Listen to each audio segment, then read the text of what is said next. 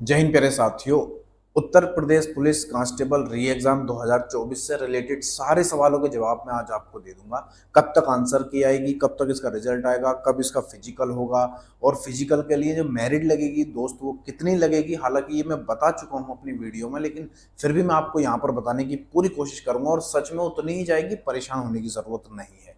समझ रहे हो बात को। और सबसे बड़ी बात यह है कि फाइनल मेरिट इसकी कितने नंबर पर जाएगी ये तो मैं बता चुका हूं, लेकिन फिर भी मौखिक तौर पर बता दूंगा। लेकिन ऐसे सवालों के जवाब जिसमें आप बहुत ज्यादा कंफ्यूजन है, जैसे कि मैं यहाँ बात करूं कि आंसर की कब तक आएगी, बहुत जल्द आपको पता चल जाएगा। रिजल्ट फिजिकल के लिए कब आएगा ये भी मैं आपको बताऊंगा। फिजिकल कब तक होगा ये भी मैं आपको बताऊंगा। फिजिकल में क्या क्या होता है, हाइट कितनी होती है और चेस्ट कितना मांगते हैं लड़कों का, और फुलाव कितना मांगते हैं सीने का, ये भी मैं आपको बताऊंगा। और डीबीपीएसटी कब तक हो जाएगा, यानी डॉक्यूमेंट्स वेरिफिकेशन कब होगा, ये सारे सवालों के जवाब मैं आज आपको देने वाला हूं। अगर आप ये चाह रहे हो कि हमारा नंबर नहीं आना चाहिए, यानी कि हम खुद ये चाहते हैं किसी दूसरे की वीडियो देखकर जिसने मेरिट बहुत ऊपर लगा दिए और उसके मुकाबले हमारे 10 नंबर 15 नंबर कम होते हैं, उस वजह से हमें डीमोटिवेशन मिलता है और हम अपनी तैयारी को, यानी कि जो हमने अब तक पढ़ाई लिखाई करी थी उसमें तो कुछ नहीं, लेकिन अब दूसरों की वीडियो को देखकर ये सोच करके मेरिट बहुत ऊपर जाएगी, अपनी तैयारी को बीच में छोड़ देते हैं। और तैयारी का मतलब मैं यहाँ पर रनिंग की बात कर रहा हूँ, तुम्हारे फिजिकल की बात कर रहा हूँ। अगर आप ये मन में रख के कि उसने इतनी ऊंचाई पे या इतने सारे नंबर पे मेरिट लगाई है तो हम तैयारी को छोड़ दें, हमारे तो सिर्फ 200 नंबर है, 210 नंबर है, 207 नंबर है ओबीसी जनरल, तो आप तैयारी छोड़ दोगे, यानी कि आपको कहीं ना कहीं डिमोटिवेशन मिलेगा और आप तैयारी को छोड़ दोगे।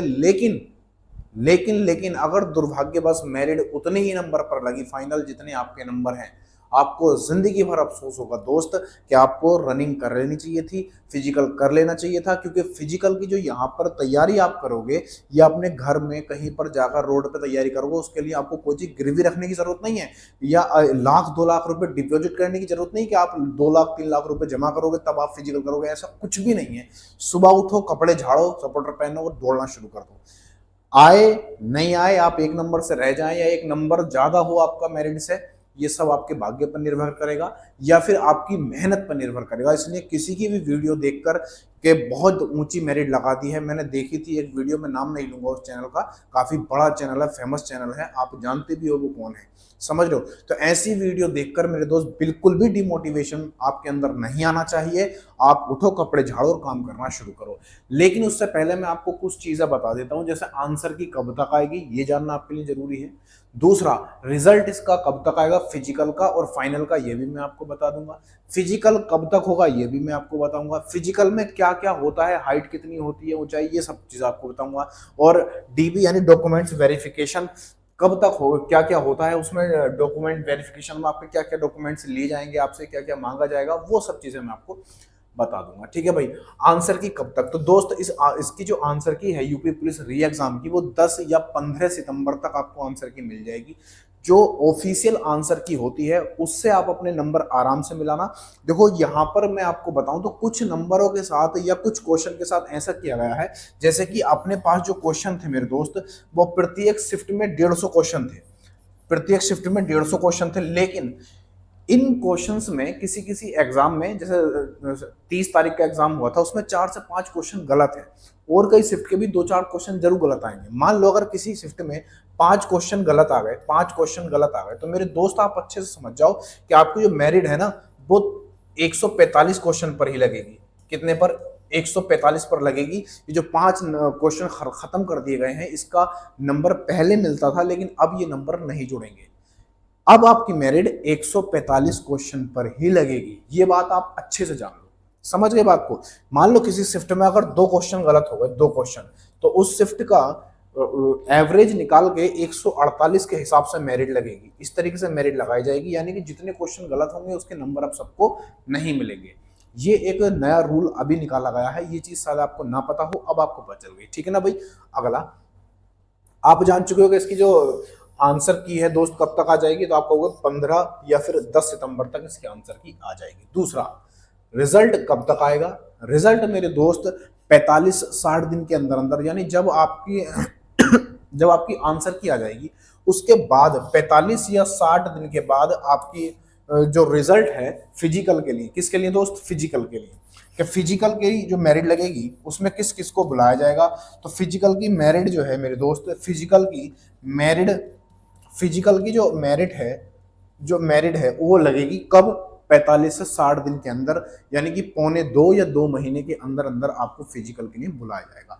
यानी कि आप ये समझ सकते हो कि आपका जो फिजिकल है, फिजिकल के लिए अभी आपके पास मात्र 2 माह, ऐसा मान सकते हो 2 महीने आपके पास है, मात्र 2 महीने। और आप ये सोच करके मेरिट ऊपर जाएगी फिजिकल की, और ये सोचकर अगर आपने फिजिकल की तैयारी नहीं की और आपका मेरिट में बाद में नंबर आया, तो दोस्त अपने आप को आप जिंदगी भर माफ नहीं कर पाओगे, खुद को आप माफ ही नहीं कर पाओगे, और दूसरों पर फिर दोष डालोगे कि उसने इतनी मेरिट बताई थी, हम इस वजह से रनिंग नहीं की, दूसरे चैनल पर हमने ये मेरिट देखी थी, इस वजह से हमने रनिंग नहीं की, दूसरों पर दोष डालोगे। अभी आपका दोस्त है, आपने मेहनत की है ना, पेपर देने के लिए, एग्जाम की तैयारी आपने की है भाई, तो आप ऐसे कैसे छोड़ सकते हो रनिंग करना। मैंने बहुत सारे बच्चों से मैं मिला हूँ, मेरे खुद के कोचिंग में भी, मेरी लाइब्रेरी में ऐसे बच्चे हैं जो ये सुनाते हैं मुझे सुनाया था एक बार कि उन्होंने इतनी मेरिट लगाई है, हमारा नंबर आना, तो मुश्किल है, रनिंग करके हम क्या करेंगे, समझ रहे हो। तो मैंने उनको समझाया बढ़िया से, फिर वो समझ गए तो बात खत्म हो गई। तो आप भी मेरे दोस्त समझो, आपके पास 2 से 2.5 महीने, ऐसा मान सकते हो कि 2 महीने अगर लिए तो आपका नंबर पता नहीं कब आएगा, तो आप ऐसा मान लो कि 2 से 2.5 महीने या पौने 2 महीने आपके पास हैं, आप आराम से रनिंग करो, जो होगा सो होगा, देखा जाएगा, ठीक है भाई। तो डीमोटिवेट नहीं होना है। अगर आपके 200 नंबर भी हैं ओबीसी में, अगर आप आते हो तो आप दबा के रनिंग की तैयारी करो। मैंने सारी कट ऑफ कितनी जाएगी, क्या जाएगी, एक संभावित कट ऑफ मैंने बताई है फिजिकल की, आप यहीं पर आपको लिंक मिल जाएगा, आप देख लेना आराम से, ठीक है ना भाई। आपको कम से कम डिमोटिवेशन तो नहीं होगा मेरी क्लास देख के, इतना पता है, कॉन्फिडेंस लेवल आपका नेक्स्ट हो जाएगा, बढ़ जाएगा। अगला, फिजिकल कब तक होगा, मैंने अभी बताया था आपको, मात्र 2 से 2.5 महीने मिलेंगे आपको फिजिकल के लिए, 2 से 2.5 महीने ही मिलेंगे। और कितनी रेस लगेगी, क्या होगा, ये भी, कितने किलोमीटर आपको दौड़ना है, कितने समय में दौड़ना है, ये भी सब मैं आपको अभी बता दूंगा, ठीक है। तो इतने समय आपके पास है, 2 से 2.5 महीने।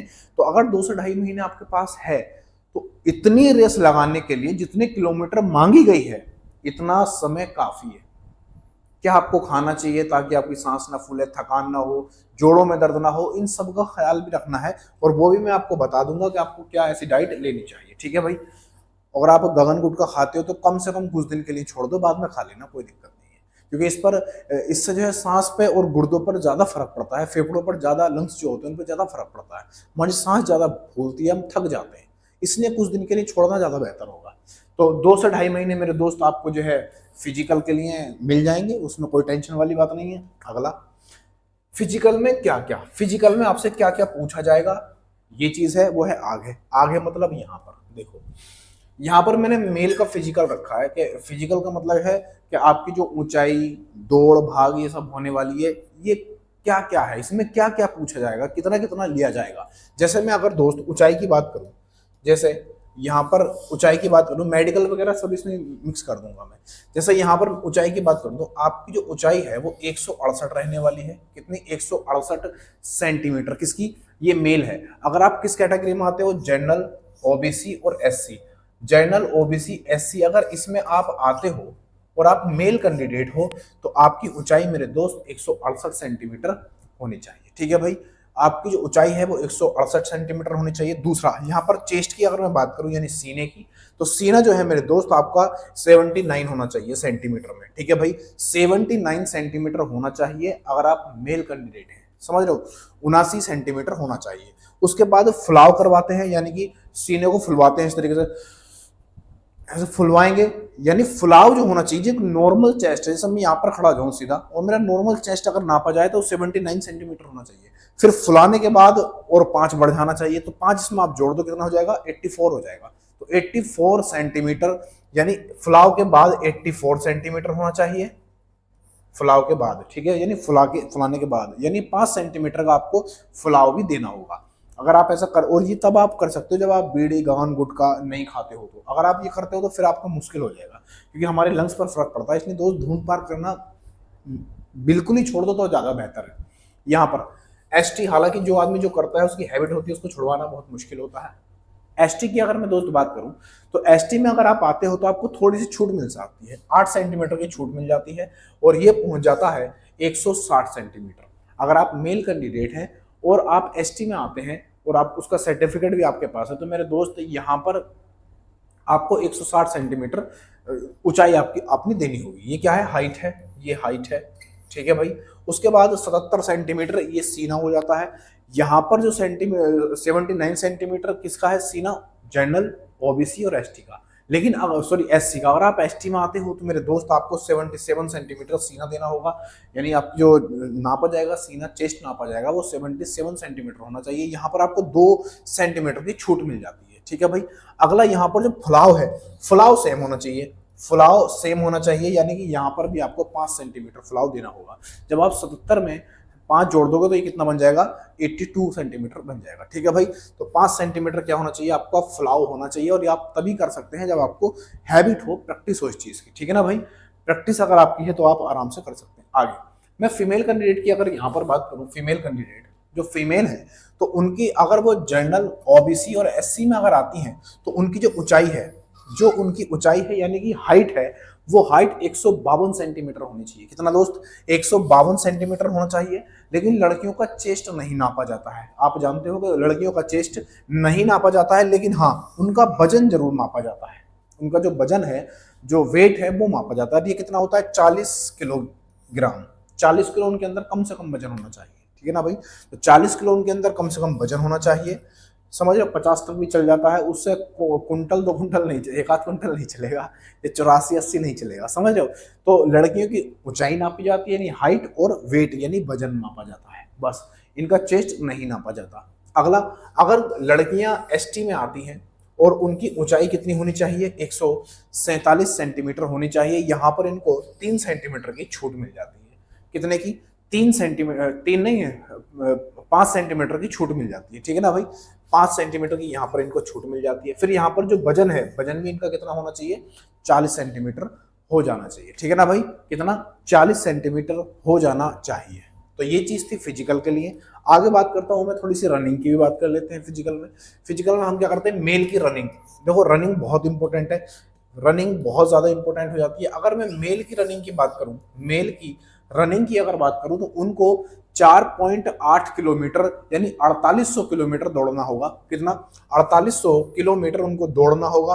और इनके लिए जो टाइमिंग दी गई है वो 25 मिनट में दौड़नी होगी। कितना, 25 मिनट में। 25 मिनट में 4800 किलोमीटर इनको लड़कों को दौड़ना होगा। और यहाँ पर अगर मैं आपको बात बताऊं तो हम जो दौड़ते हैं वो रोड पर लंबा लंबा दौड़ते हैं, है ना, सीधा सीधा दौड़ते रहते हैं। या कहीं पर फील्ड भी होगा, खेत होते हैं बहुत बड़े बड़े, वहां पर भी लोग दौड़ते हैं। लेकिन जब आप जो मेन रेस है, मुख्य रेस, आप जब आप पुलिस की लगाने जाओगे तो वहां पर आपको एक गोला मिलेगा, यानी फील्ड का एक गोला मिलेगा। और उस गोले की जो माप होती है पूरी, वो 400 मीटर की होती है। कितने की, 400 मीटर की। इसलिए 400 मीटर एक चक्कर लगाते हो, और उस 4800 मीटर को पूरा करने के लिए, या 4.8 किलोमीटर को पूरा करने के लिए आपको 12 चक्कर लगाने होंगे। उस गोले के 12 चक्कर लगाने होंगे, तो 12 चौक 4800 मीटर हो जाता है। और किलोमीटर में हम बात करेंगे तो 4.8 किलोमीटर हो जाता है, ठीक है। इस चीज का आप विशेष ध्यान रखोगे, यानी आपको वहां पर एक गोले में दौड़ना होगा, और वो गोला जो होगा मेरे दोस्त 400 मीटर का होगा।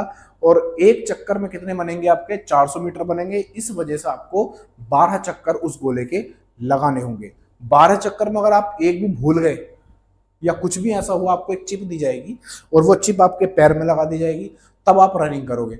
बहुत सारे लड़के क्या होता है, कभी कभी वो भूल जाते हैं कि हमने कितने चक्कर लगा दिए, कितने राउंड हमारे हो गए। तो उसकी मैं ट्रिक बताऊंगा। आप हाथ में पथरी ले सकते हो या उंगली खड़ी कर सकते हो, इस तरीके से। वहां पर आपको ये नहीं मिलेगा कि आपने कितने चक्कर लगा दिए, वो आपको खुद काउंट करना होगा कि आप कितने चक्कर अब तक लगा चुके हो, ठीक है ना भाई। तो यहाँ पर आपको 12 चक्कर लगाने होंगे उस गोलों के, तब जाकर आपकी 4.8 किलोमीटर की रेस 25 मिनट के अंदर अंदर पूरी करनी होगी, ठीक है भाई। अगला, फीमेल की अगर मैं बात करूंगा, तो फीमेल जो है 2.4 किलोमीटर उनको क्या करना होगा भैया, किलोमीटर उनको रेस लगानी होगी, या फिर कह सकते हो 2400 मीटर। 2400 मीटर उनको रेस लगानी होगी। और ये जो है उन्हें ये काम 14 मिनट में करना होगा। कितना, 14 मिनट में ये काम उन्हें करना होगा। यानी कि आप यहाँ पर देखोगे तो आधा आधा किलोमीटर हो जाता है। यहाँ पर 4800 मीटर था और यहाँ पर कितना है, 2400 मीटर, आधे आधे का फर्क है। लेकिन यहाँ पर आप देखोगे तो 14 मिनट में इनको लगानी है, जबकि इनको 25 मिनट में लगानी थी। दूसरा, यहाँ पर क्या हो जाता है, उनका भी जो चक्कर लगाने का होगा वो एक गोला होगा, और उस गोले की जो टोटल माप होगी वो कितनी होगी, 400 मीटर होगी। इस हिसाब से उन्हें 6 चक्कर लगाने होंगे। कितने, 6 चक्कर मेरे दोस्त इन्हें लगाने होंगे, यानी लड़कों से आधे चक्कर इन्हें लगाने हैं, आधी दूरी तय करनी है। कितने समय में, 14 सेकेंड, 14 मिनट में, ठीक है ना भाई, 14 मिनट में। तो ये एक एक्स्ट्रा जानकारी थी जो मैंने आपको दी।